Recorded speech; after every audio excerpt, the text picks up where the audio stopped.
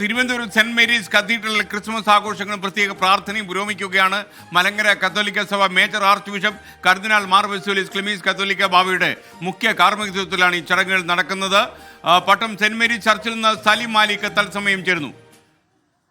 സലീം, എന്തൊക്കെയാണ് അവിടെ നടക്കുന്ന പരിപാടികൾ, പറയൂ.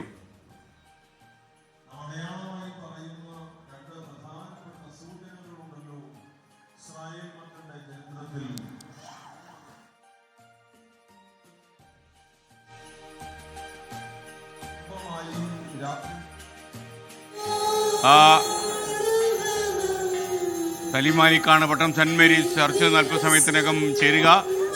എന്തായാലും കർദിനാൾ മാർ ബസേലിയോസ് ക്ലീമീസ് കത്തോലിക്ക ബാവയുടെ മുഖ്യ കാർമ്മികത്വത്തിലാണ് ഈ പരിപാടി നടക്കുക. മലങ്കര കാത്തലിക് സഭ മേജർ ആർച്ച് ബിഷപ്പ് കർദിനാൾ മാർ ബസേലിയോസ് ക്ലീമീസ് തിരുമേനി കൂടി നമുക്കൊപ്പം ചേരുമെന്നാണ് നമ്മൾ മനസ്സിലാക്കുന്നത്. Saint Mary's Thiruvananthapuram cathedral Christmas ആഘോഷങ്ങൾ തുടങ്ങുകയായി അതിൻ്റെ ദൃശ്യങ്ങളാണ് പ്രേക്ഷകർ ഇപ്പോൾ കാണുന്നത്.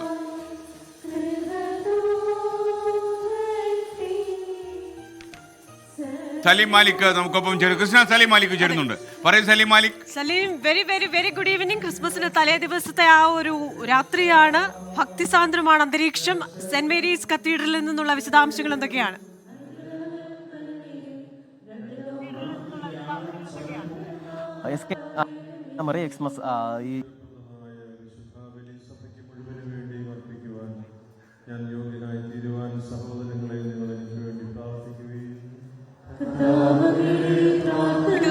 സലീം മാലിക്,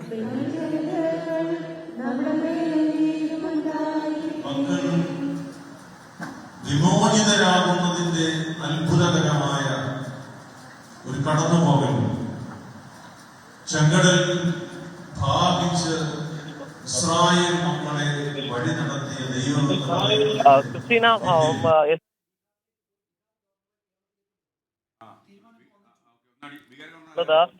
തിരുവനന്തപുരം സെന്റ് മേരീസ് കത്തീഡ്രലിൽ ക്രിസ്മസ് ആഘോഷങ്ങളും കുർബാനയും പ്രത്യേക പ്രാർത്ഥനയും പുരോഗമിക്കുകയാണ്. മലങ്കര കത്തോലിക്ക സഭ മേജർ ആർച്ച് ബിഷപ്പ് കർദിനാൾ മാർ ബസേലിയോസ് ക്ലീമീസ് കത്തോലിക്ക ബാവയുടെ മുഖ്യ കാർമ്മികത്വത്തിലാണ് ചടങ്ങുകൾ നടക്കുന്നത്. അവിടെ ക്രിസ്മസ് സന്ദേശം നൽകുകയാണ്. സലീം മാലിക്കാണ് നമുക്ക് വിശദാംശങ്ങൾ നൽകിക്കൊണ്ടിരുന്നത്. പക്ഷേ സലീം മാലിക്കുമായുള്ള ആ ഒരു ശബ്ദവീചികളിൽ ഒരു തടസ്സമുണ്ടായിരുന്നു. വീണ്ടും സലീമിലേക്ക്, അതായത്